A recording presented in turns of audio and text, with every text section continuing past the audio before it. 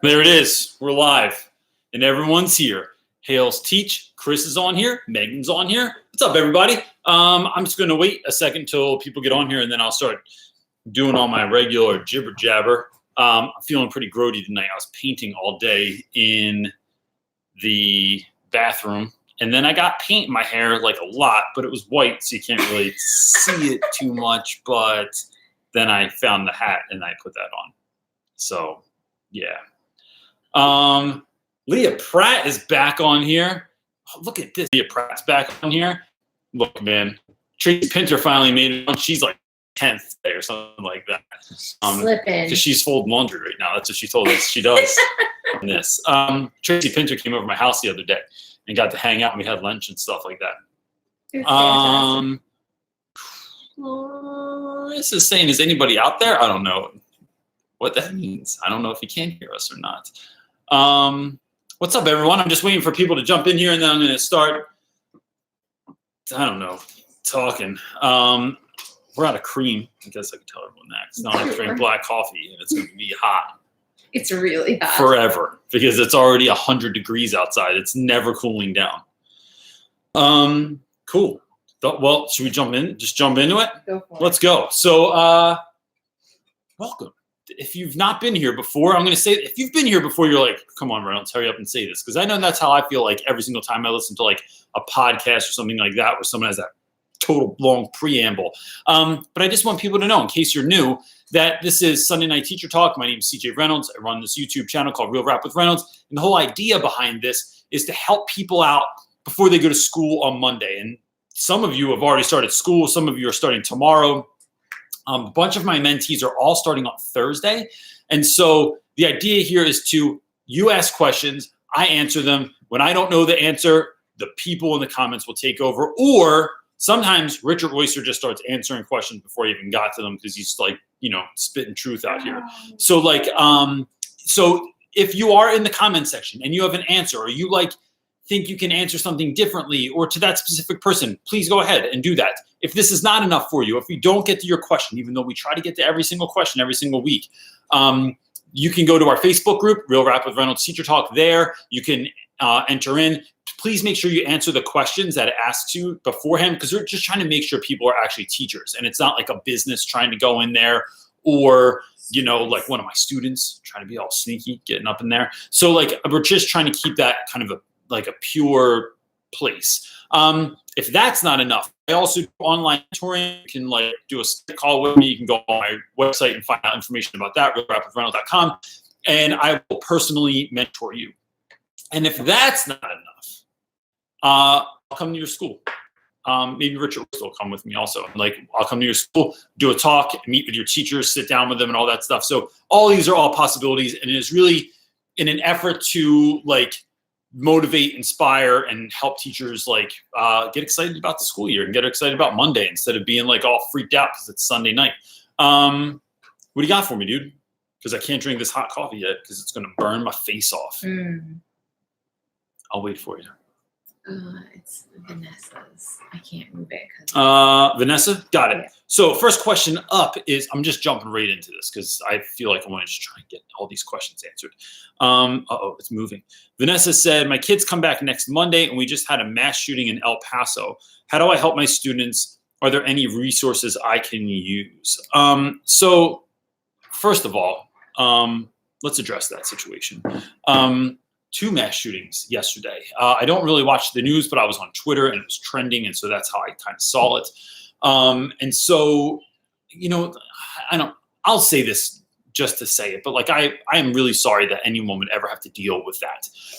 And I'm sorry that happened. And that's, I mean, nothing I can say is going to take away anyone's hurt or their pain, but I've lost students. I've lost students and gone away on a Friday, come back on a Monday, and someone's no longer with us. And it's always due to a shooting. There have been a couple of extenuating circumstances outside of that, but so I'm really sorry that happened. And so to just kind of answer your question, give you something to go into school with, I have found that, look, I grew up in, I've said this before, I grew up in Haddon Heights, New Jersey, which is not far from where I live now.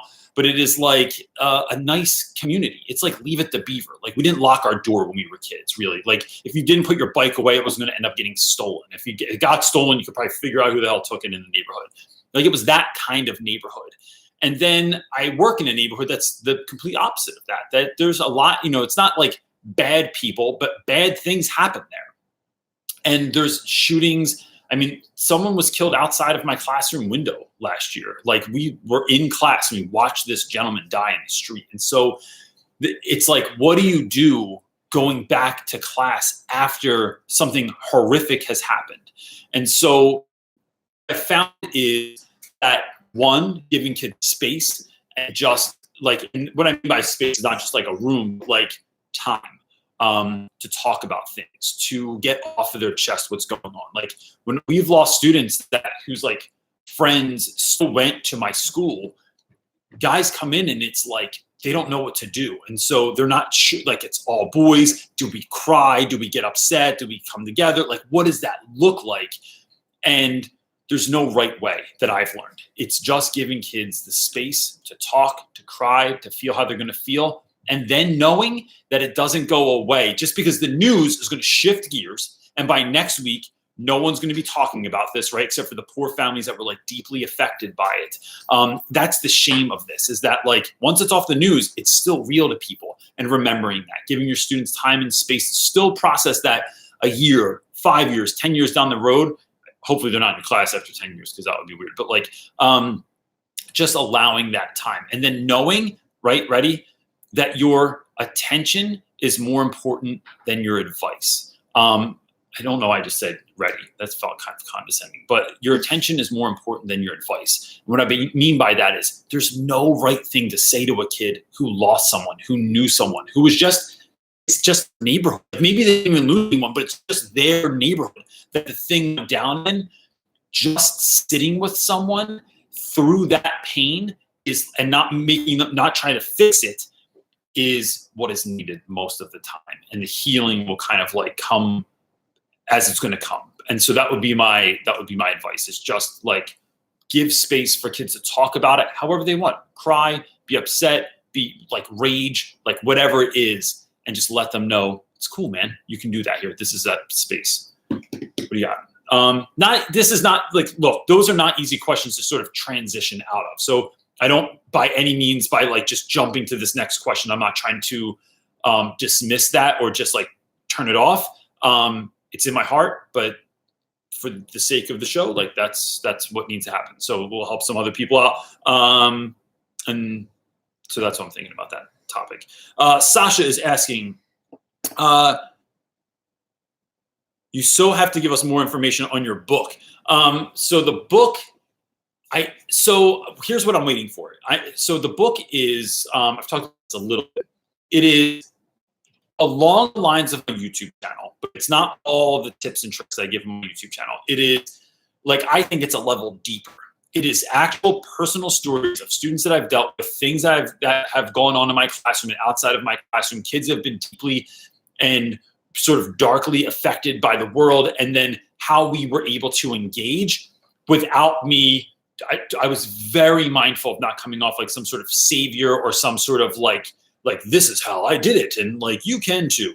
But in fact, like trying to empower people, saying like, here's this thing that I did. You might not have the same situation, but here's how this might work into your life and how you would work things out with students. And I teach through story all the time. So I just think it's like very much my personality. And I think it will make people cry. I made my wife cry several times, and I think it will make people laugh. And I think there will be actual practical tips that you can walk away with and like apply in school like the next day. So that's that. And then I'm still trying to get, if you feel so inclined, I'm still trying to get my man Cultures and Clothing is the name of his Instagram account, Cultures and Clothing. And I'm trying to get him to do the cover. And so 2 weeks ago, I asked everyone to DM him, and a bunch of people did. And then they were like screenshotting the DMs and sending them back to me. And that fills me with hope, because I feel like I can wear this dude down in the most positive and loving way possible to just let him know that I'm serious about this. So if you feel like it and you're on Instagram, Cultures and Clothing, hit my man up, send him a DM. Yo, hope you do Reynolds' cover for his book. It will be awesome. And that's it. What do you got? Next question. Anthony is asking, another month off in the UK. Man, bro, what's up with that? I mean, you kind of have another month off. I do. I don't go back till the 26th. Students don't come back till the 4th. Yes. Maybe it's because I'm English. It's my English roots. That has nothing to do with it, Nope. but that's the only thing I can think of. How come teachers are always sick for the first week or two of the holidays? I think when you look, let me break it down like this. Can I talk about us when we got married? Sure. You have dog dirt all over your arm. Oh. We took the dog out. Or is it coffee? I think it's coffee. Oh, It's coffee it's grinds. coffee grinds. So when my wife and I got married, my wife had like a very tumultuous life growing up. When we got married, she had no history of depression. But like, I don't know, how long after we got married? Not that it even really matters, but Not long, like within first few months. First few months of being married, when we're all lovey-dovey. Girl, I love you. Do anything. You want me to take the trash? I'll take the trash out right now. I will wash your feet. That was weird, but like, we'll just, like that.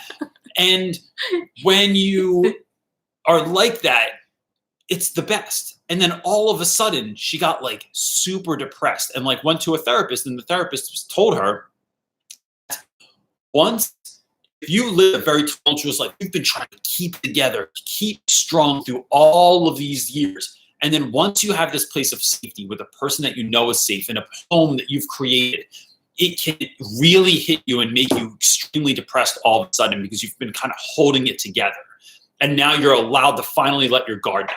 I think teachers, it's the same thing. I think you've been trying to hold it together all year, not get sick, not, like hold the stress in. And then once you can like have that time off in the summer, it's like, bro, like that's why teachers, I think, get sick all the time during Christmas and or winter break or like spring break or, I think Even that's the first week back of school. Like, yeah, I feel like people, I think that is like, sick. you're just worn out. Like you're just used to chill mode okay. in some extent. Mm-hmm. So that's why I just think it's really important to take care of yourself. And that's because I don't ever get sick.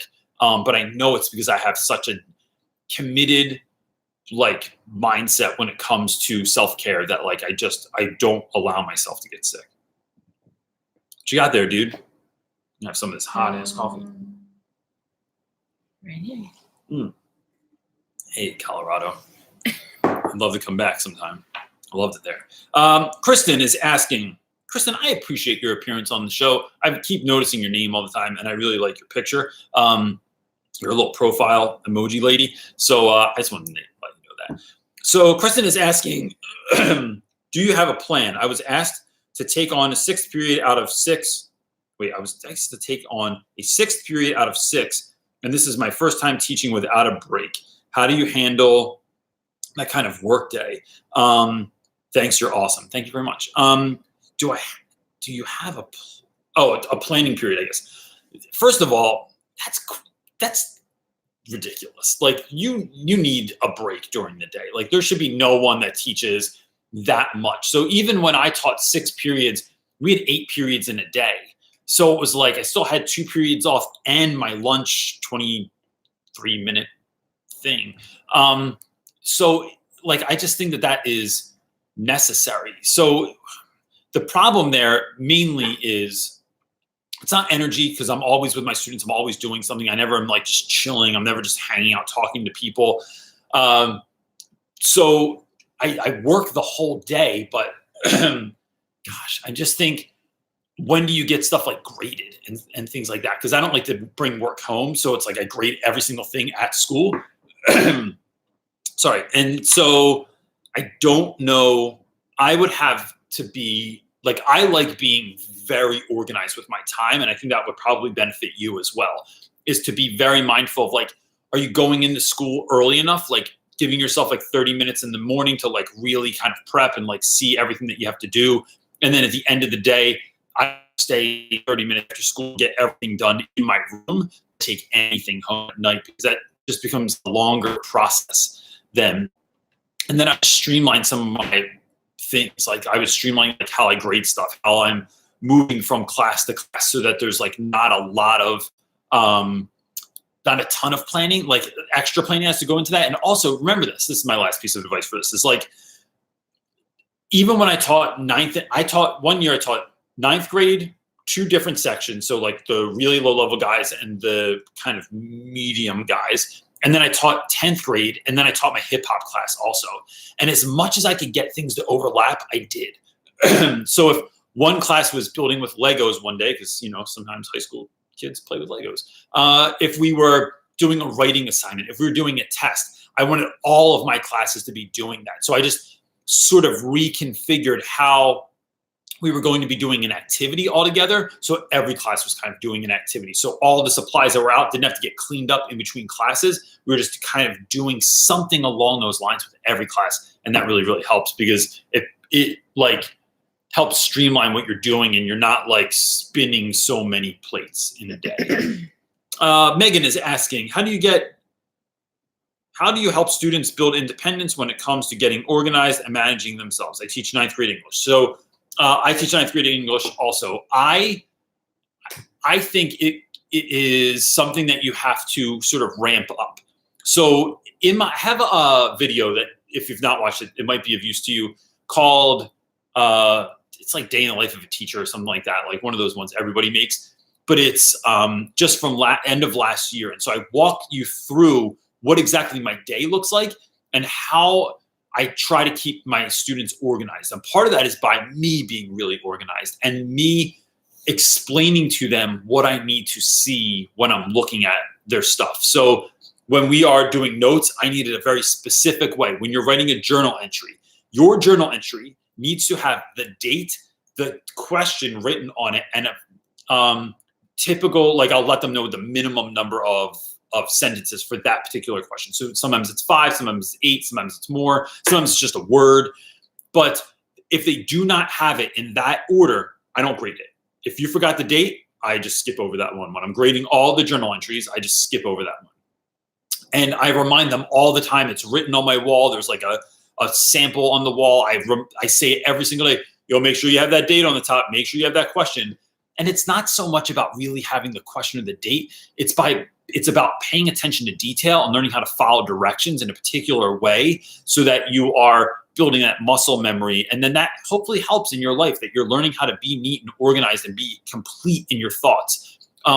When I have students like, what else? Like I organize things in my room so like all their journals go in one particular crate. If your journal's not in that crate, you lose, I don't know, points, or I take something off, right? So it's like doing that, but doing it with them.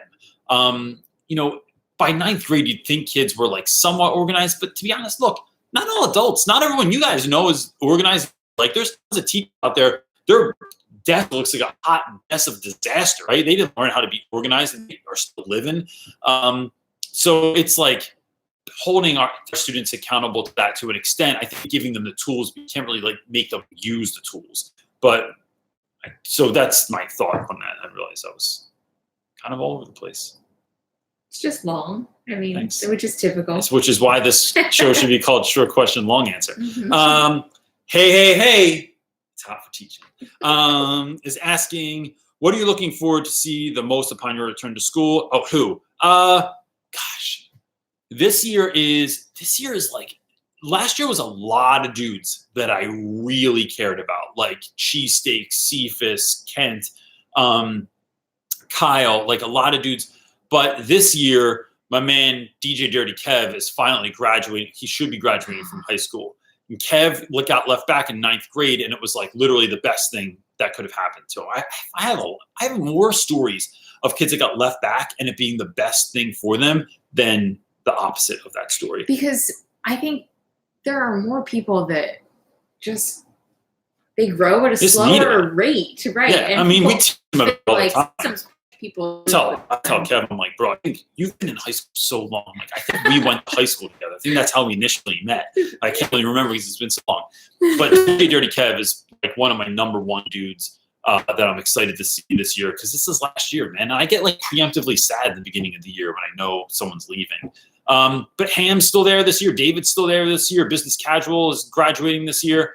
So all these characters are like, I'm going to need some new vlog people this year, after this year, because they're like, start grooming somebody. I know, I got to start grooming these kids. Amir leaves this year. I knew it was on here. He said hi. They were watching him and from Italy? Yeah. They're in Italy right now, man. Yeah. Damn, I'm here. All right. What's up? Or Yeah. ciao. I don't know what the hell they say in Italy. Hello. Answer the question. Kristen Chanel is asking, I have 2 questions. I have 2 answers then. One, I'm meeting, I think the letter was missing. Meeting my new team tomorrow to plan our scope and sequence for our new literary curriculum. Is there any advice to calm my nerves? Kristen, I would say, or Kirsten, I think it is. My fault. Kirsten, she said she has 2 questions, but the second one's not on there. Can you scroll and find it? Take their expertise and go with it. Doesn't mean you have to sign up for every single thing, but you are not there to recreate the wheel, right? All you're there to do is help organize ideas and tell them, like, I'm really glad to be doing this with you all as a group, and I'm interested to see like what we come up with, and I'm really interested to see like what you guys all have to say, because they know the students at your particular type of school. They know your like, and what I mean by that is like, do the students do homework? Do they not do homework? Like, how academically rigorous should it be? Like, that's going to change from school to school and from class to class. And so take some of their advice, but take it all with a grain of salt also. I'm really like, I was working on something the other day where I was thinking how I don't like hearing the advice of other people about an incoming class, because I think it taints, like when they're like, watch out for this kid, he's really bad. And then get them and you're like, are you actually really bad? Or like, am I just looking for things now because you told me that that was what was going to be the problem? So I would just say, just like trust in them, like go in being excited to work with them.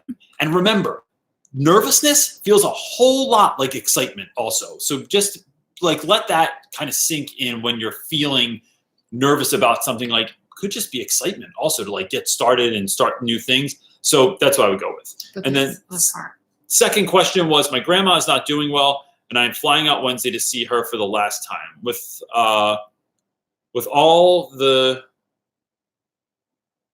changes of a new school, I think that is, or challenges of a new school, a new grade, and the emotions that come with losing my, what's the rest of that? Grandma, how do I start the year strong? Kirsten, I would say, I lost my grandma last year, and it was hard. It was my last grandparent that I had. My kids don't have grandparents. Like, they had like a grandmom that lived like in New Mexico, but like both of my parents are gone. So like that loss is real. Give yourself the time to kind of like do what needs to be done. Your students will be completely empathetic. Like, I find that my students are far more empathetic than I ever think they're going to be. So I'm just upfront with them. Guys, look, I'm feeling a little bit off right now. My grandma passed away, and I really loved her a lot. She meant a lot to me, and she was there like long after my mom was able to be there, and was a big part of my life and a big part of my kids' lives. So if I'm a little bit off, or if I forget something, like, know that that's where it's coming from. Your regular scheduled program will return before you know it.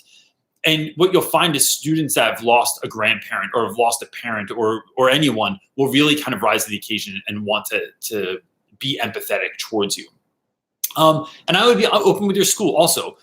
To be honest, I'll tell you another thing is like, after my grandma passed, like, I loved being in school because it gave me something to focus my mind on. It was like something bigger than me, and not to put diminish your feelings or your grandmother at all. But like, when you need to take care of children, when you need to do this particular job, I find that it snaps me out of my funk. Like, I could be depressed or sad or angry going to school, and when I get there, it's like game on. You got to get in the game, and it forces your hand a little bit. And I think it's really healing for a lot of people. And I'll say that totally happened for us with my dad's memorial.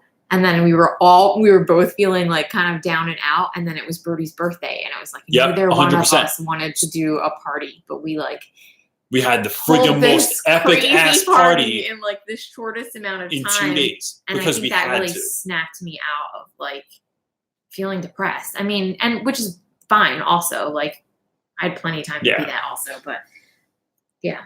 That's a good point. Yeah. Thanks, wife. You're welcome. I'm glad you're here.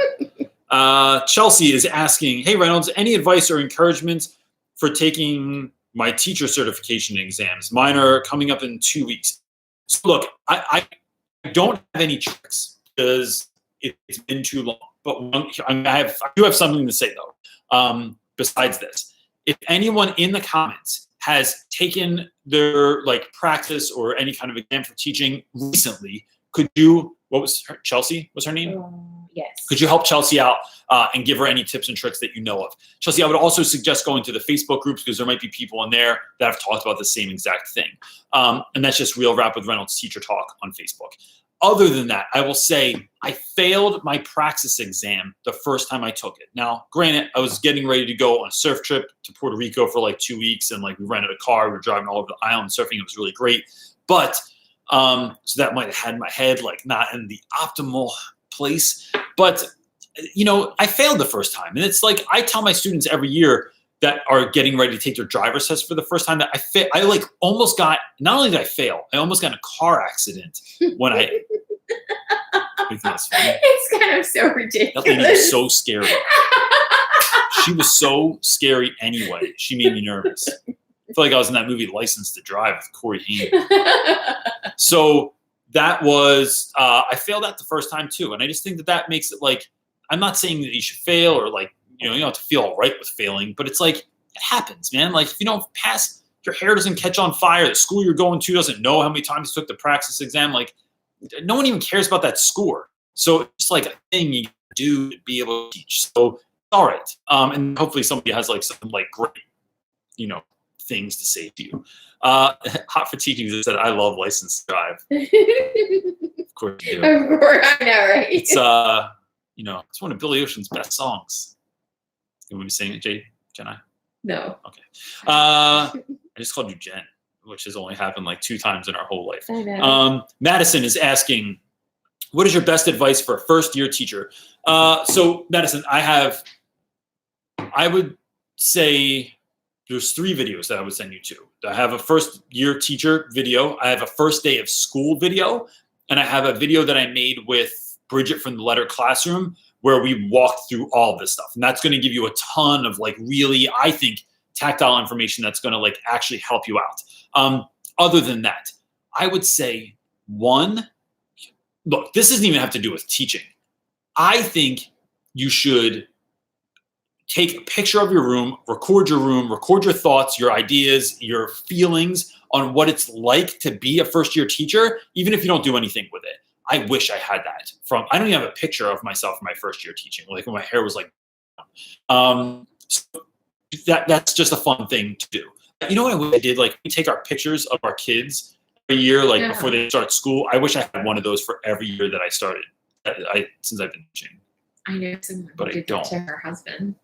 Well, they were awesome. He's a teacher. The other thing is, remember to just have fun. Like people make teaching, they make it too anxiety ridden sometimes. Like, what do I do if a kid's on his phone? What do I do if someone talks when I'm talking? What if I do if someone has to go to the bathroom?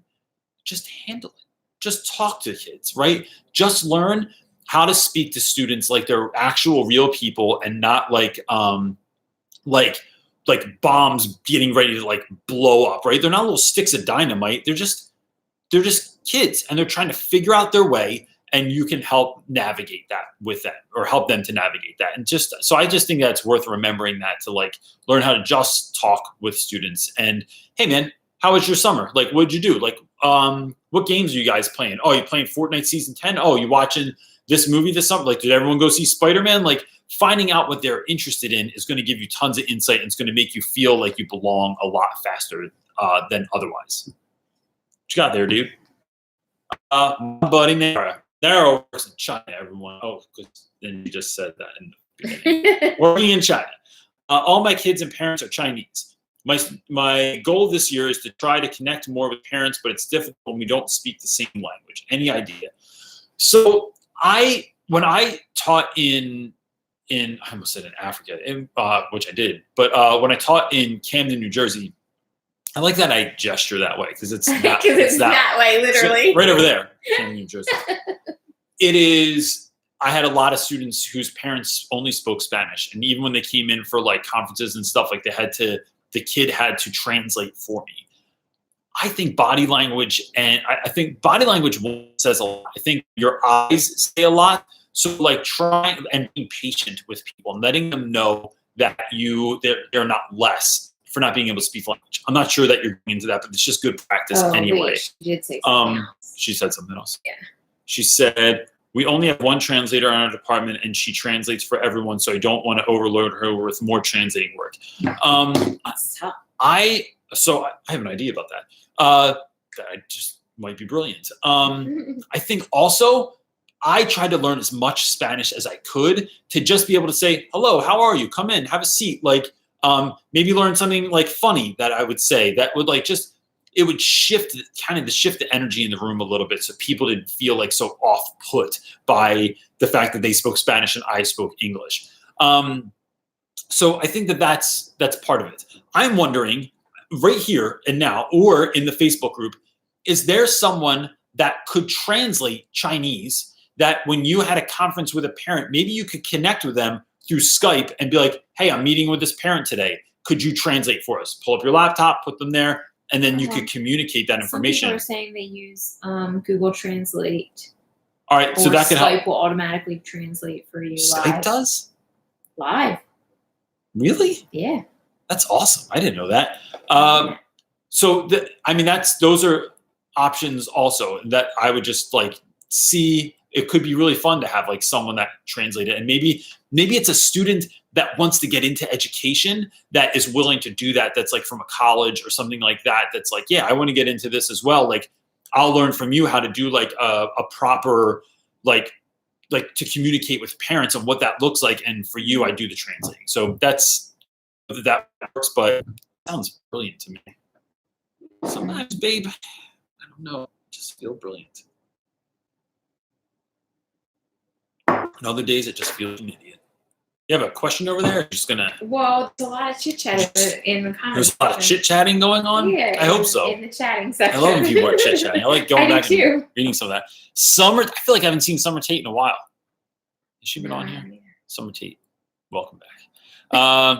Do you or your students track their progress on major assignments or create learning goals? Thinking about doing this for my 7th graders. So Summer, what I do is I have a Friday reflection sheet that goes out, and if you want, I can send it to you for free. But like all this stuff is going to be available on the website eventually. Soon, I swear, very soon.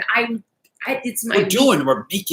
We're making secret moves and writing books, and it just takes a lot of time. So the Friday reflection is basically like, what's your current grade in the class? What were your assignments that you got back this week? What were your grades on those assignments?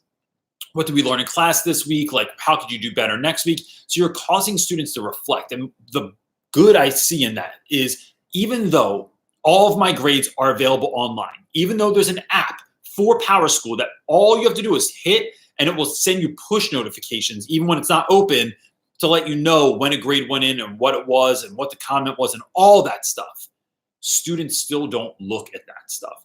So by having them go into the grade book, look at what they got that week, look at the assignments, like what were your test grades, what were your quiz grades, what was classwork this week, and write them down. Now they're not just consuming it, they're interacting with that information. And that really helps at the end of the week to be able to have something like that, that students are able to really look at what they have and then make a plan, not just get the information, but make a plan for next week on how they plan on doing better next week. It's just a good practice. So that's how we do that. Amber is asking, what tips, Amber has a peach as her profile picture. That's kind of cute and hilarious at the same time. What tips do you have for someone getting into edupreneur stuff? That is such a new kind of interesting word that people are using. Because I feel like we might be, I guess we are. You told me I haven't failed yet. Jen, I said that Gary Vee says you can't be an entrepreneur until you fail. So I've had kids fail my class. Does that count? Trying to get traffic, but it doesn't seem to be working. Amber, I think with any of this stuff, right? Like, here's like one of my top tips is that you need to go to where people are and help them where they are before you ask people to come to you. And so if you are doing Instagram or Facebook or Twitter or YouTube, go onto channels and just provide advice to people, right? Free and clear. You watch someone's video, you have a question, or you read their comments and someone has a question in there that no one's answered. Answer that question. But by no means should you tell people, hey, you can check me out also on Instagram. Go check out my YouTube channel also, because then it looks selfish. If you provide value, probably someone's going to go, who is this? Who is Amber? And then they're going to follow the rabbit hole, see who you are, and that will bring them to your channel. But you didn't ask for the handout or the hookup. You just provided value. So, I mean, we built a large part of our following. And look, I mean, my following has been hard won, right? Like, I'm not, like, YouTube's a lot of young women and there's almost no men. It's like me and Richard Royster and Darren. That's it. And so my fight has sort of been the impact has been hard won, right? It's been a very constant, slow, steady growth, which is nothing wrong with that. I love it, but our in comparison to other. But the people that are sort of like following this journey with us and going with us on this are like, I think, next level. Like, I don't know if everyone has that. Like, we just, like I said this last week, like, we just don't get any hate, like, get random. Like, every once in a while, someone gets pissed off at the bathroom video, but like, no, we have a great community. Yeah, it's awesome. So I think doing that tactic that you said, that build that community, which is what you want to do because people just want to connect. Yeah. And then I think the other strategy is, I think Casey Morris and looking into like things on the marketing end, if you're trying to get traction to something and looking at her stuff, I think she's offering a lot of value for educators. But even she does. And so Casey Morris is someone to kind of check out. But like, I think even before that, right, before you pay that price tag, search hashtags. We used to search hashtags, hashtag teacher problems. You go out, you find that poor soul that had the worst day of their life. They tweeted about it. No one answered no one said anything about it. No one liked it. No one sent their condolences. And you just offer a piece of advice. Hey, I'm really sorry that happened to you today. I've had that happen to me before, and this is how I handled it. That's it. And then those people are going to go, who the frig is this chick? And then come check you out. And then you kind of like are building a true following from that, or creating a true community of people that are just trying to help each other without trying to build something. The people will show up, but you just have to be like in that space of like just giving all the time. Ryan is asking. Ryan is a very professional looking. I'm really into people's portfolio pictures tonight, I think. It's very professional looking. Are there any resources that you'd recommend specifically for male teachers? So many of the guys in my classes have had very few positive male role models in their lives, and I want to be that for them. Ryan, I would say just being it, right? So like I have two answers for this. One is I try to just listen. I try to be the right amount of vulnerable with my students where like I am showing them what like looks like to like, if I feel well one day, if I have something hard going on in my life, if last year there was a bullying situation with one of our kids on the way home from school, and I had to leave after school like immediately so I could go walk my children home to make sure that things like were going okay. And while I was leaving school, I said, look, I can't stay today. This is the reason. And that was like revolutionary to kids. One, that a kid's dad would actually go do something about that. Two, that I would actually share that, and all the kids that had dealt with bullies before and had problems with that before were like super concerned and came in the next day and like asked about it. And, you know, like, is everything all right? Did you go down there? What happened? Like, did you talk to the kids? And like walking through that process was like a good amount of vulnerability to share with them so they could share with me kind of what has happened in their lives as well. And then I think, don't just stop with you. Bring people into your school if you can. And if you can't, ask them to Skype. Find positive male role models that are like killing it in some way, shape, or form. Like their business is really great, or their music's really great, or they are really great at anything that are, and see if they will talk to your students for just 10 minutes. And so even if you live in the middle of nowhere, or even if someone lives far from you, maybe you can get them to Skype. And I think the way to do it is by DMing people. Like go on Instagram, DM folks, hey, this is who I am, this is where I teach, this is what I'm trying to do for my students. Would you be willing to share 10 minutes of your time to just answer questions for my students. And that goes a really long way because they're getting kind of like the full gamut of different type of people. And for me, it's not just like, it's not just me talking to my students, but I'm trying to get like folks that look like my students that come from similar situations that are like just having the greatest time in their life and have them speak back to my students as well, because that's really powerful. Spencer is asking, first year teacher, 8th grade English. Awesome. In Waco, Texas, bam. Oh, I was just going to say, I was there. Sad I missed you at Tennyson, but watched you on YouTube and it was awesome. We'll be teaching a homogeneous class of 2 female to 1 male. Any advice? So first of all, I had the best time at Tennyson. Like everyone there was like super awesome. And we went to this really great like Mexican place for dinner and it was awesome. I would say 2 females to 1 male. Look, I think I would be mindful of, gosh, what do I want to do with that? I don't know. I think it's a personality based thing. I think you can, 2 women, when 2 women connect, how does that man like fit in that, like. Yeah, but personality wise, you're right. Cause like a lot of my friends anyway are women at school. Like when we go hang out, it's like me and a bunch of. I think I could see the biggest like conflict, and maybe I'm wrong, but I think it's like 2 women click, and then how does a man get into that like planning? Because they're gonna flow together, right? Like ideas are gonna flow. Like I just worry like, does it become like almost cliquey? Maybe. And you feel left out. I think just being authentic, and I think being giving works. I think giving gets you into a lot of places that you wouldn't be otherwise. Agreed. So like showing up and being thoughtful, right? Like yeah. I think the best advice I could ever give to anyone that just got married, right, is to be thoughtful for your partner. Mm-hmm. Because and like not just on Valentine's Day or their birthday or Christmas or something, it's like all the time. Like take the trash out, like bring an extra cup of coffee. You see them going through something, you're all right. I just want to ask, like, don't tell me what's going on, but I just want to like note the fact that like I'm seeing this and I can give help if you need it. Being thoughtful like that is just a human thing, and it's just helpful and it's nice to hear instead of being all awkward when someone's going through something. And then not assuming that you know any more than anyone else. Like we are a part of a community of educators, and this isn't necessarily like a man-woman thing, but like I don't speculate about anything in my life. Like, and if I do, on the off chance that I do, because I need to for some reason, I note it. Like if I'm talking to my wife, I go, all right, I don't expect anything, but I'm like, let's just say this is going to happen.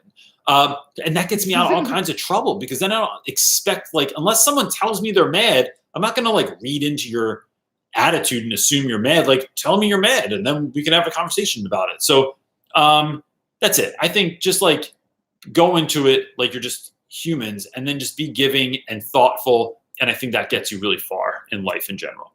Do you have another?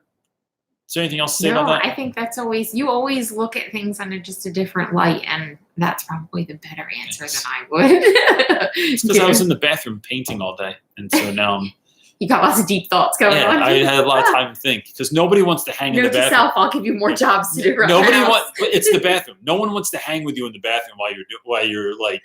That's true. Like if you're cleaning the bathroom, I don't come upstairs and I'm like, hey babe, let's talk. I realize you're on all fours and scrubbing around the toilet, but let's conversation. All right. Kimberly Welbeck is asking, where are you speaking next? What's up, Kim? So I'm speaking at, what is it called? Red Line School District in York, Pennsylvania, which is nice because then I get to go see my friend Bridget from Lettered Classroom up there. So she's actually going to let me sleep on her couch the night before, because I have to be there at 8 o'clock in the morning. It's like 2 hours from my house. So Red Line School District is next, and then I don't know what's after that. Just gearing up for your own school year. I'm gearing up for the school year and gearing up for the book, because I think the book is going to hopefully bring a lot of speaking engagements. Yeah. You can do more cool stuff. What you got, dude? Yeah. AJ is asking, any advice for independent reading time and how to get them to bring their books to class? Bringing books to class is a pain in the ass. That rhymes. So I have a couple of things. One is I have a piece of poster board, the big pieces of poster board. On that piece of poster board, I write Independent Reading Day, and I have a picture that is, it is dumb, but it is a picture. It's from Derek Brown's website, old website. It is a picture of a man holding a silver platter with a head on it. And I don't really know what that means, but you know what that picture does? It gets people's attention. You can have a squirrel reading a book on there. I don't care what it is. But having something that you're now almost like a picket sign, right? Because there's a yardstick attached to it. And I just hold it in the hallway. And it reminds everyone as they're walking by my classroom 50 times a day that it's Independent Reading Day. And when they go, oh, Reynolds, I forgot it was Independent Reading Day. I forgot my book. Bro, I've literally been holding a sign for the 6 hours before you came into my classroom. You cannot forget. So I remind them of that. I have it on the same day every single week. And then if you don't bring a book, I have either, it changes. I have either books that are terrible, like the unauthorized biography of Robert Pattinson, or Pattinson, whatever the hell that guy, the Twilight guy. Or I have like all these weird romance novels that are like, they're just weird. Or I have like deeply meaningful stuff for kids that like, I think could use that. So I go between those two. And then for Independent Reading Day, I always read with my students. I find that anything I can do with them, whether we're doing a project, whether we're, so like when I said we were building with Legos, right? So when we're building with Legos, I build Legos with my students. So because they oftentimes like don't think the same way that you do. And because I'm just kind of like naturally creative, I can say, oh, that's a really great idea. Try it like this and it will stand up better. It'll move better. Same thing with doing clay, same thing with making masks or anything we're doing. I do it with them, and I find I get far more participation from students when I'm doing it with them, because what I'm actually doing is mirroring the behavior I need to see from them, and showing them hard work and what figuring things out looks like and all that stuff. So just do it with them, and you have a way better return on that. Hales Teach, what's up, buddy? How are you getting on with your new interactive screen in your classroom? Let's talk about that interactive screen. I got a Promethean board last year. And I wasn't even supposed to get a Promethean board, but let's just say it ended up on my wall in my classroom. That may have been because I just hung it up on my wall in my classroom and was hoping no one would take it down. That's what happens when they store them all in my classroom. So I try to use it, and it is not intuitive at all. Like when you use an Apple product, they are completely intuitive. That's why I like Apple products, because you don't have to like, there's no like book that comes with it. There's not a tutorial for your iPhone that you have to go watch. Like you just get it. You want to listen to music, you hit music and music plays. You want to message someone, call someone, it's all right there. It's very clear and obvious. And I just feel like the Promethean boards are not obvious. The thing that doesn't help is that their videos suck. So when you go on their website, you go on their YouTube channel, it's like, hey, welcome to Promethean board. We have great video here for you today. We're going to learn how to do this. And it's like, bro, I don't even know what you're talking about. I want to hit a thing, and I want a thing to happen when I hit it. I don't want to go down a rabbit hole. So that's tricky. My plan for the summer is to learn some of the stuff before we go back, because even to have somebody from the Promethean company come to your school is like a fortune for that professional development. So we never do it. But now everyone has these like really nice touchscreen TVs in their room that we don't really use. So it's tricky. And it sucks because I've literally had almost no technology ever. Had a projector for the last few years, but before that, all of my PowerPoints were on giant pieces of paper. I looked like I was like telling everyone what ring it was, like in a boxing match. So that's kind of like how I rocked that before. So we used to laugh that like the only technology I had in my room was lights, and I don't even turn those on because I like my classroom like chill. But you know, now I have this fancy touchscreen TV thing, and you know what we use it for? We play Fruit Ninja at lunchtime. That's what we use it for. John Lopez is asking, has anyone ever said that you sound like David Muir on ABC? That guy sounds like a news anchor. So no one has said that to me before. You have a news anchor kind of voice. Welcome back to Real Rap With Reynolds. I'll be your host. They have not, but that's kind of cool. Chris Carson, let's talk about this. Chris Carson just said, big guy, little car, question mark. I don't know what happens to the big guy, little car this year because the big guys left the little car and they're all in college now. So I guess we'll have like special episodes. But I loved Big Eye Little Car so much last year because it really gave people an insight into what it looked like to deal with students from day to day, gave the students a spotlight.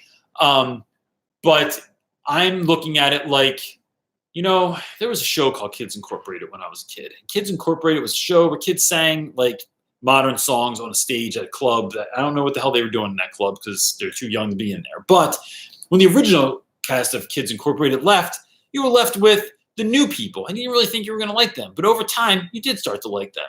And so my hope is to reintroduce new kids in some way, shape, or form on an Instagram post every day this year. We'll call it maybe something else. Maybe it's not Big Eye Little Car, but it's something where we are doing something to sort of showcase a student.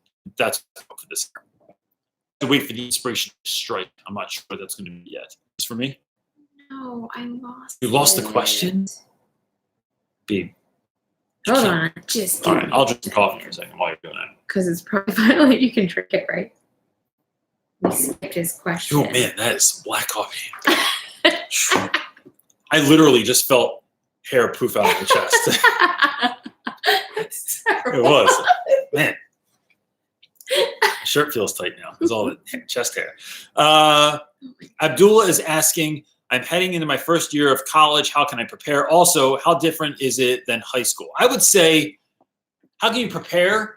I don't know that you can. I think you just like go in and it's going to be a learning curve and know that. That's going to be way different than high school because I find that my students that come back, there's not as much help. Like the teachers, like we have a very small school. So our students are like spoiled with help and care and giving. When they go to college, they find that that's not there all the time, or that they have to look a little deeper for that, like go to the tutoring center or something like that.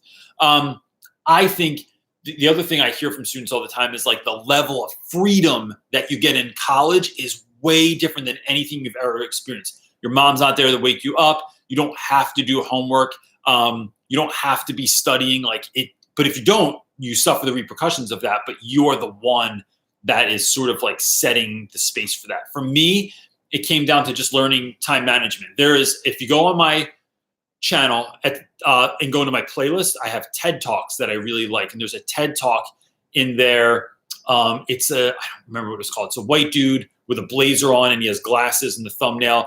And he talks about how he went from being a terrible student to an amazing student by just simply shifting his schedule slightly. And it is one of my favorite TED Talks of all time. So I would watch that, and I'm sure it would give you some inspiration. Heidi is asking, hello, everyone. Hello, Heidi.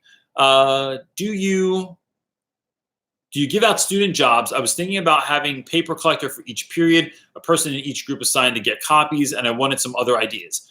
I don't do designated student jobs like that, but my friend at school, Hillary, does, and she has great success with it. So it might look like people that collect stuff, people that give stuff out, people that take attendance, and just on a paper, not in the computer, because that's a legal document, so you could get in trouble for that. And you can, of course, check the attendance, but it just gives them something to do. If there's an errand that needs to be run, if the board needs to get cleaned, if you need someone to, I don't know, make an announcement at the end of class, like collect projects, or whenever we work on projects, I put them up on the wall. That's kind of how I store them. Someone that does that. So I think student jobs are awesome. It gives kids, especially kids that don't want to participate in the traditional way of like actually speaking in class, a way to start engaging in class, and that gets them moving and up and around and in other people's faces, and then they're not invisible. And so that helps with all that kind of stuff, I think, too. But if anybody else has like cool jobs that you give your students, like shut that on the side here and see what that, let's see what that looks like. Kimberly Wallback is asking, do you feel like your room is ready for the new school year? Kimberly, I feel like it is because they don't take anything down at the end of the school year. I used to, because they used to tell me all the time that they were going to paint my room. And then I realized that they didn't paint my room, so I stopped taking all my stuff down. I put away a few things so they don't just disappear over the summer, because people are like, there's other things that take place in our school, and I don't know why someone would take some of the things that they've taken in the past, but they do definitely steal stuff. So I put that stuff away. But my room, I literally could probably walk into it on the first day, 10 minutes of preparation and be ready. But I like setting up the room, and I have some like upgrades I want to make this year. So that's really what it is. It's not like preparing anything that's already there. Aside from washing my desks, I always wash them every year. It's like doing any kind of new stuff, which again, this year will have zero educational value rather. Well, it may have some nutritional value, but zero educational value because I don't really do anything to my room that like brings educational value to anyone except for just making it a cool place where kids want to be and is inspiring and makes you feel like you want to be there, which I guess provides educational value. But I don't have like posters of metaphors. No. What you got there, dude? Ready? Yeah. Jessica Morton is asking, any advice for a first year, 6th grade AVID? What does that mean?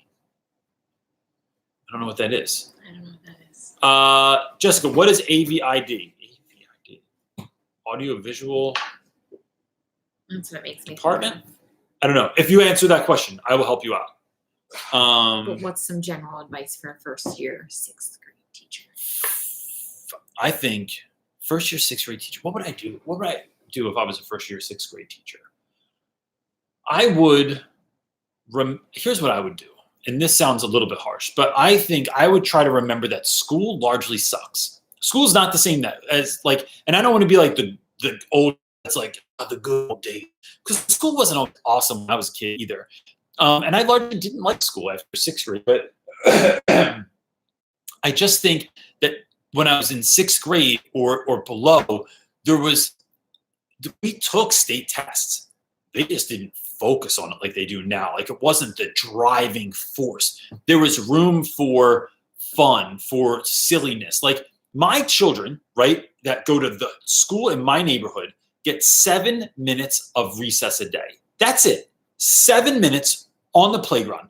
That is kindergarten through 4th grade, 7 minutes. That's it, which is crazy to me, right? There's no room for like exploration or for a kid to ask a question and for you to teach it a different way because it's all scripted. It's all written out for you. It's all planned out. We're simply putting our kids on the conveyor belt and watching them go through the machine of school. And I would, to the best that you can, maybe your school is like that, but to the best that you can, try and make it fun. It's not always what you're teaching. It's how you're teaching. It's not always the fact that it's scripted lesson plans, but what's the magic you can sprinkle on top of that just makes it a little bit funny or a little bit interesting or a little bit cool. And then what you're doing is that's what actually ignites kids and makes them want to learn. Because 6th grade, I feel like, is about that time when kids are like, I hate school. I don't want to go to school anymore. And it shouldn't be. So what can you do to kind of get them excited about the day, about school, about what they're doing? That's what I would do. That's what I would focus on.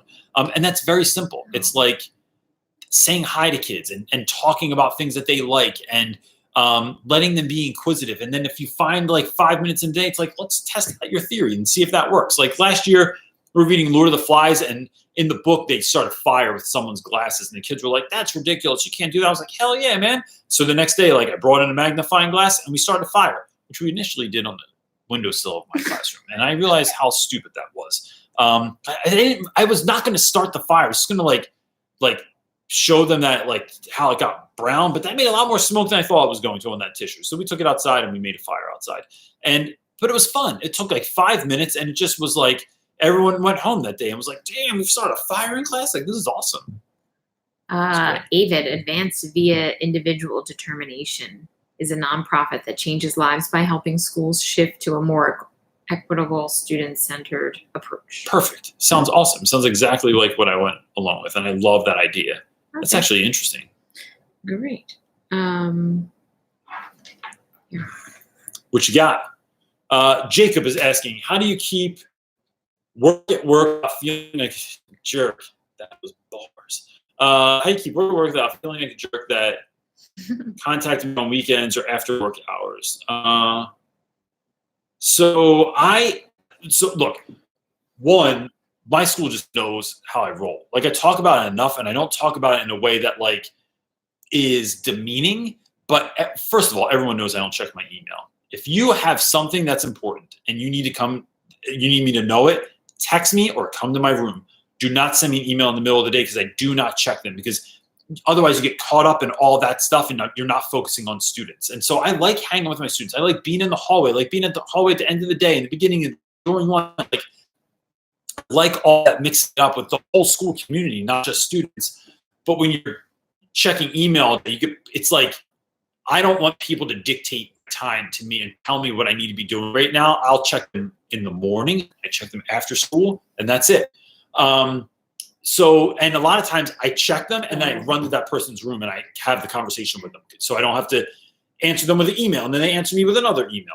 And at night, I just let everyone know, like, look, even parents in the beginning of the year, when we go have back to school night, a lot of teachers give out their phone numbers. And I tell all the parents, look, I don't give out my phone number. I have a 9-year-old and a 12-year-old at home, and they still love me. They still want to hang out with me. Maybe one day when they're high schoolers and they don't want to hang out with me anymore and I'm feeling particularly alone at night, I wouldn't mind a phone call, even an angry one from a parent. But right now, my life just doesn't run that way. So I don't give out my phone number. And if you need me, just email me. I'll get back to you still within 24 hours and make sure that all your needs are met. But I just don't, it's just not something I do right now. So I think it's about saying it and telling people why, and having it not come from a place of like, oh God, like they don't pay me enough, or my contract ends at the end of the day, or something like that. It's like, nope, this is like for the sake of my family and my own well-being. These are my operating hours. And that's how I get down at school. The rest of that time, you need me to be running, to be reading, to watching TV, to having a beer. Like, you need me to do that stuff so that I can be at my best when I'm on those hours. And that's just how I rock it. What you got there? Oh my gosh, I'm sorry. Man, this looks like straight mud at the bottom of this cup. It does. Don't drink it. Oh no, there's a lot. Are you losing questions again? Now my face feels like it's stuck like this because I drank the bottom of that coffee cup. Someone said, I can't find it. Caldwell 0729 is saying, also, or as a follow-up, do you have any, gosh, this coffee is making me verklempt.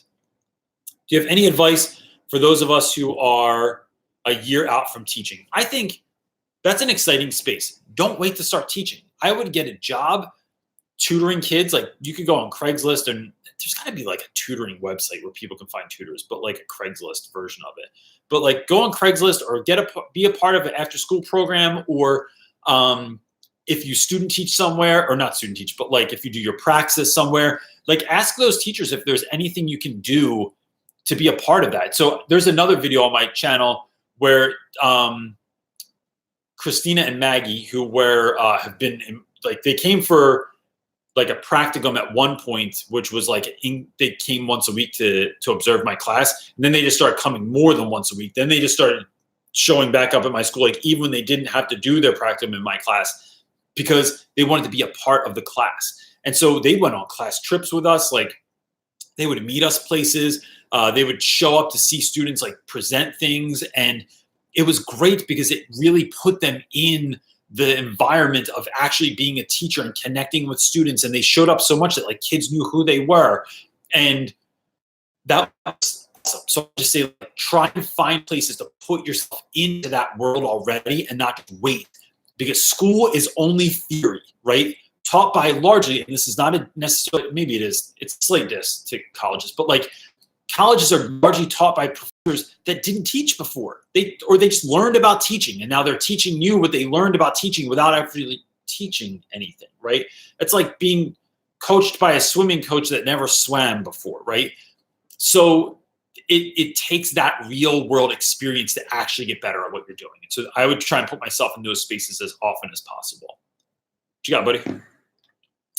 Anthony is asking, we are switching to double periods from single ones. Any tips for coping with students in longer class time? I'm concerned for my older students who struggle with their attention, and 50-minute lessons go to 120. Yeah, I would say first, like everything else, it's going to be a shift, and you're just going to have to get used to it. But once they get used to it, I think they'll just kind of get used to it. I would break down my lessons. So it's a lot of little chunks of time doing things. And then what I do is on my PowerPoint every day, most of the day or most days, it has like exactly how long each thing is going to take. And so if I had double periods, I'd probably have independent reading like every day. So you have kids reading for 20 minutes every day. That means they never have homework because they're going to be doing the homework in class every day. I would have an activity every single day. Like I would just roll it out like that so that you are like your pre-class is a certain amount of time. There's a classroom discussion. Then maybe you're like taking notes on something or learning a new concept. Then you're practicing that concept. Then you're taking a chunk of time and reading. Then, all right, we're going to get in groups. You're going to do this fun activity or like create something or make something. So then you are the embodiment of a diverse learning community. Like you're differentiating your instruction every day instead of like only a couple times a week. And that's going to allow you to really deep dive on those things. I would show like videos or parts of movies that connect to what we're doing. And that can happen every single day as well because you have so much time. So I think there's a lot of really fun things you can do in that. And for those kids that have a short attention span, what that's going to allow them to do is find time to get their needs met every day. Sometimes we have 42-minute periods right now. It's just too short, man. We used to have 50 or 55-minute periods, which was like the perfect length of time. And last year we switched. And every day for the whole year, I felt like I was going, shit. If I had 10 more minutes, I could have got through this whole thing because there wasn't enough time all the time to loop back around to go make sure that everyone understood what was going on. And that 120 minutes is going to allow you to really deep dive with some of those students while other kids are doing independent work. You're meeting the needs of the kids that really, really need it. So that's what I would do. AJ is asking, data binders. I am a SPED teacher and I'm trying to track my student progress for their goals throughout the year. Any ideas? We do all of our stuff through, like, it's all online. Like, I don't have like anything printed out anymore. I'm trying to think of like, I don't feel like this is one of those questions I feel like I'm not equipped to answer, but I'm going to go to my two old things on the side here. One, does anyone on the side here like work in special education and you can help someone like track their students' progress and goals and information and all that stuff? Or I would say the Facebook group's got to have somebody in there. Like, to be honest, like there's got to be folks. And if you with like 6,000 people, there's got to be somebody. Yeah, I would say those are your two best routes. If you do not find someone in that realm, email me and I can try and connect you with someone. But I would do those first because the person I'm going to connect you with might be like a one-off kind of help. But the people that are here are like committed and you can probably have follow-up questions and stuff like that with them. Peachy Teachy is asking, when is the Edupreneur book with Pocketful of Primary coming out? Her book is that public, I guess, now? Yeah, I'm sure she talked about it. Did she tell us when that's coming out? No. It might not be till like next spring because they're trying to make it. I think they're trying to be mindful of when it's coming out, but it has it's like Casey Morse is in it and Jen Jones is a part of that. And like a bunch of other people that I only know like from social. Like I don't know the other people. Like I know Casey Morse and I know Jen Jones. But like that is interesting. If you ask me next week, I'll know. Cause I'm actually, sounds like I'm a big deal, but I'm going to dinner with Jen Jones. I don't even know if Jen Jones knows this yet. But Jen Jones is going to dinner with a friend of mine on Thursday, and I'm going to show up for that dinner. So so I can ask her then and see when that is. So if you ask next week, I'll definitely know. My book's coming out as soon as possible. I don't care if it comes out on Christmas Day. It's I'm like ready to just get that going. Because I'm so excited about it. I just want to hold it. I just want to have like, damn, bro, I wrote a book. It's like the first time I made a magazine rack. I was like, look at that thing. I just wanted to go out and buy some magazines and put it in that sucker. All I know is there was some chat on here and someone said something about he needs more fashion and shopping. Talking about you. On my channel? I guess. I've gotten a lot of questions lately not from this outfit today that I'm wearing with like this dingy ass shirt and this hat that is like So it used to be dark Chris blue. Carson said we should do it. Richard Royster, we should do a makeover for CJ. I think Richard Royster should do he should do like a collab with me where we do like back to school fashion. It would be hilarious. Queer Eye for the Teacher guy. Oh my gosh. Dude, I'll tell you what, one brand deal I would do is like one of those friggin' brand deals when they send you like clothes in a suitcase or something like that. Oh, like a Stitch Fix kind of man. for men. Like, yo, guys. Do they have it? They have it for men. Yeah, somebody else did it. For men, though? I know they have it for women. Oh, yeah, dude. They have tons of those things. Hmm. Yeah, any questions? Or you just reading comments? No, there's so many. I know. I'm so waiting. sorry. I'm just going to pick one. Well, maybe we'll just yeah, pick one. Go for it.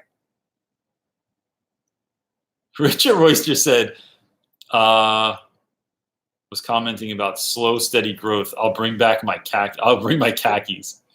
Yes, I love it. Oh my gosh, it's literally so much. They're so chatty. Oh, here we go. I have another question. Thanks. Here you go. Oh, you got one? Cool. Anthony is asking. Thanks, Anthony. Thanks, man.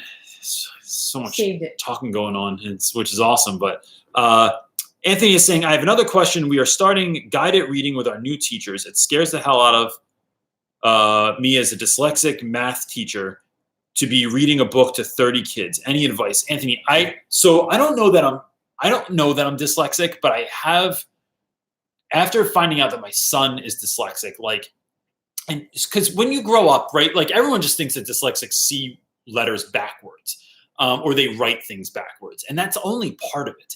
So in researching more and more about my own child, I learned that like, oh damn, like some of this stuff like fits me. So like, I wonder, I call myself like a closeted dyslexic. Like I'm not really sure if I am. And so I don't like talk about it much. Like I'm not like it's just like, I don't know, maybe I should get tested. Maybe just to know. Sure. I don't know. Anyway, so it's possible. I do know though that I hate reading aloud. I can read fine alone, but whenever I read aloud, I get caught up in my word. It sounds like I don't know how to read sometimes. I just get caught up. I start trying to read too fast or look too far ahead, or my attention can't focus on things. And it's only when I read aloud. So when I know I have to read aloud to my class, I pre-read everything so that I kind of know what's coming next. And so somewhere in my mind, it remembers a little bit of what's going on so that when I read aloud to class, it helps. I'm also not against using my finger, and I have to stand still. I have to just sit down. If I try and walk back and forth in class and read at the same time, I might as well be juggling fire, man. It's a friggin' hot mess, and it helps no one. So I try and sit down. I occasionally use my finger. Or I just follow along with a pencil. And that's what I tell my students to do too, that have a hard time reading aloud. Like just follow along with your finger. It's not a bad thing. Like we were taught that it was bad, but Jim Quick says that like it's actually what people should be doing. And pre-read what you're doing, and then that will help you immensely, I think. It's worked for me anyway. All right, just like two more questions. All right. Hot for Teaching is asking, I have another question. Do you have any tips on learning students' names? I'm so terrible at this. It's embarrassing. So I am awful at learning students' names. Not just because some of the names of the kids I teach are kind of tricky, and they're not like names I grew up with or like people I know that I've heard them before. So that is hard to learn sometimes. And then remembering kids' names. So what I do is I have I think I talked about this last week. I have my seating chart in front of me, and that seating chart is everyone in their rows and how they're sitting. So what I do is walk around with it and I glance at the name real quick before I say someone's name. Or for whatever reason, I can't remember your real name, but I can remember your nickname. So that's why most of my students have nicknames, right? From like Achy to Kitten to Cheesesteak to Seafish to Kent, which wasn't Kent's real name. That was his brother's name. And I just liked Kent's brother better at the beginning. To, any number of other ridiculous names I have for kids. Business Casual, like those things I remember. And I think there's really something to having nicknames for students. They love it. Even kids that like, some kids really want a nickname. And then when they get it, like Jalen last year, who we named Turtle, and it's not a cool name, but the kid next to him was like, how come I don't have a nickname? I'm like, dude, there's literally been like 2 kids in the history of the school that have had cool nicknames, and you're not going to be one of them because I just don't think cool. I think dorky. So that's how I do it. I just come up with nicknames for kids, and it helps. David Blake is asking, been watching your videos all summer. I'm a first-year ELA, 8th grade teacher, and super nervous. First day of school is tomorrow. Do you have any tips on the first day or week of school? So David, 1, thanks a lot for watching stuff. 2, understand, like, look, here's my piece of advice, and I kind of keep reiterating this. And so for those of you that have already heard this, hang in there. For those of you who haven't, here we go.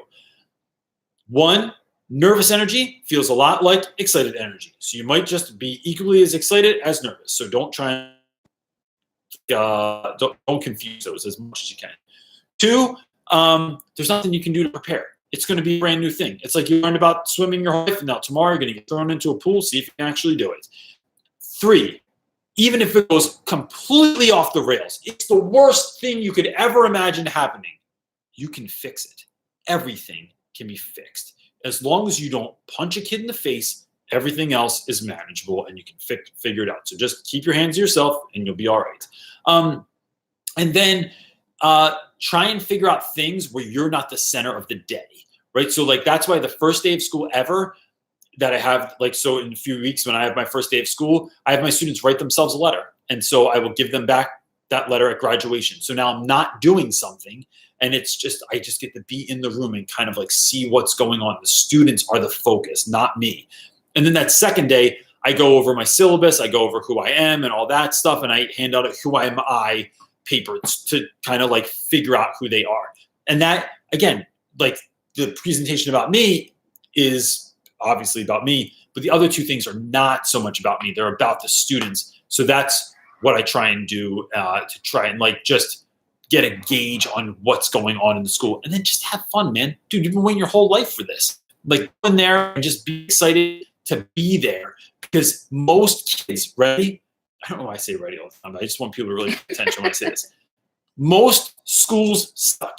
Most teachers go in and they just teach rules. They tell kids how academically rigorous it's going to be this year. We're not messing around. This isn't 5th grade anymore, man. You're in 6th grade, and I'm not playing around. So don't confuse my kindness for weakness. Like, when you go into school and start it that way, you're putting kids on defense already, or they're like, you're trying to make them nervous for no reason. Instead, go in, tell them how excited you are. Tell them how awesome you want this year to be. Tell them how much you want them to learn, how much you're willing to, like, you're looking forward to getting to know them. Like, starting the year like that helps in so many ways for you to have success that year that I can't even like express how great it is. But it is the move to do instead of going in and trying to like fear factor them.